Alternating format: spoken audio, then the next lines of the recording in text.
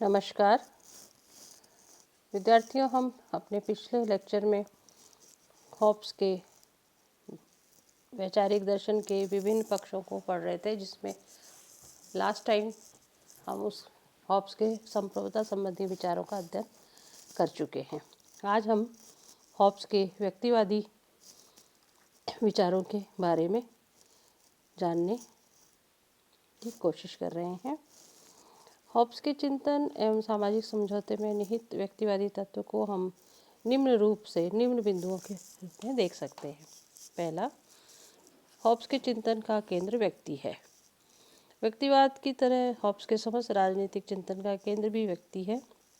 उसकी दृष्टि में मूल इकाई स्वयं व्यक्ति है और समाज एक प्राकृतिक या स्वाभाविक संस्था नहीं है, बल्कि व्यक्तियों का समूह मात्र है। यद्यपि हॉब्स ने व्यक्ति के दुर्गुणों पर प्रकाश डाला है और उसका मानव प्रकृति संबंधी विवरण एक पक्षी है, तो भी उसने व्यक्तिवाद की परंपरा के अनुसार ही राज्य की स्थापना का आधार व्यक्तियों की सहमति को माना है और राज्य की स्थापना व्यक्ति के हित की रक्षा के लिए है। दूसरा बिंदु, हॉब्स के अनुसार राज्य एक कृत्रिम संस्था है।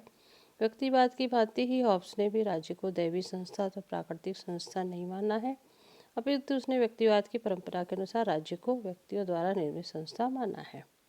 हॉब्स के अनुसार व्यक्तियों ने स्वेच्छा से एक समझौता करके एक प्रभुत्व संपन्न राज्य का निर्माण किया है, ताकि ऐसा राज्य स्वयं व्यक्तियों के आधारभूत हित अर्थात आत्मरक्षा के हित की रक्षा कर सके।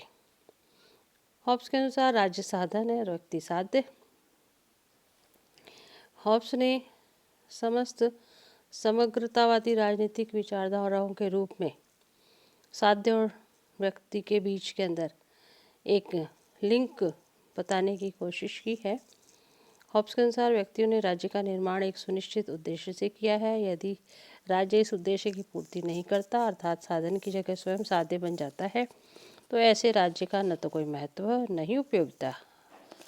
इस प्रकार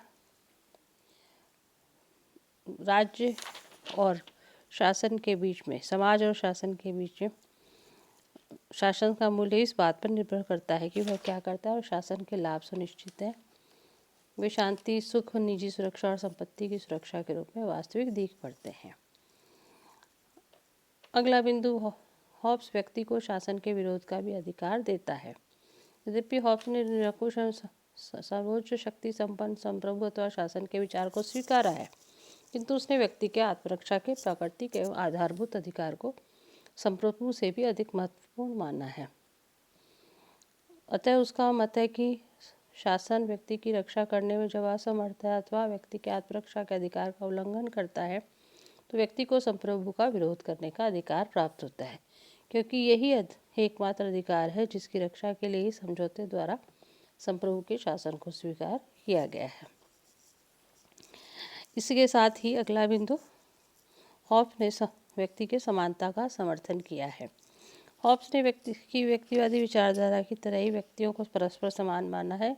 उसका मत है कि व्यक्तियों में शारीरिक अथवा मानसिक शक्ति का अंतर दिख पड़ता है, तो वास्तव में वे परस्पर समान होते हैं। हॉब्स के अनुसार व्यक्ति की शारीरिक शक्ति की कमी उसकी मानसिक शक्ति द्वारा पूरी हो जाती है और इस प्रकार व्यक्ति की मानसिक शक्ति की कमी उसकी शारीरिक शक्ति द्वारा पूरी हो जाती है।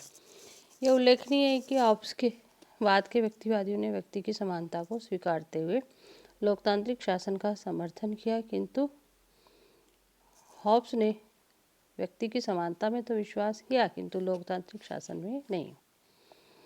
अगला बिंदु, व्यक्तिवादी कार्य सिद्धांत का प्रतिपादन हॉब्स ने किया है। वह राज्य को एक ऐसी पवित्र अथवा नैतिक संस्था नहीं मानता जो व्यक्ति के नैतिक उत्थान के कार्य करती है, अपितु राज्य का उद्देश्य भौतिक एवं यथार्थवादी है। राज्य को व्यक्ति की रक्षा के लिए आंतरिक शांति व व्यवस्था की स्थापना करनी है और बाह्य आक्रमण से रक्षा करनी है और न्याय संबंधी कार्य करने हैं। इस प्रकार हॉब्स के अनुसार व्यक्ति का विश्वास व अंतःकरण राज्य की पहुंच से बाहर है।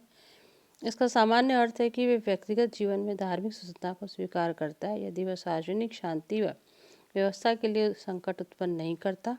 इसका अर्थ है कि यह जरूरी नहीं कि यदि राजा प्रोटेस्टेंट है तो प्रजा भी प्रोटेस्टेंट ही हो, वह कैथोलिक भी हो सकती है। इस प्रकार कार्य सिद्धांत का उसने विश्लेषण किया है। इस उपरोक्त बिंदुओं के आधार पर हॉब्स के व्यक्तिवाद का अगर हम मूल्यांकन करें तो दिखाई देता है कि हॉब्स के युग में उसके दर्शन को क्रांतिकारी सिद्धांत बनाने वाला तत्व उसका व्यक्तिवाद ही है। उसके व्यक्तिवाद के मूल आधार यह मान्यता है कि व्यक्ति मूलतः एक नैतिक प्राणी है और सृष्टि का सर्वश्रेष्ठ प्राणी भी है, किंतु हॉब्स के व्यक्तिवाद का आधार व्यक्ति के अवगुण है। यही कारण है कि हॉब्स व्यक्ति को साध्य मानते हुए भी उसे एक निरंकुश व सर्वोच्च संप्रभु के अधीन रखना चाहता है। धन्यवाद।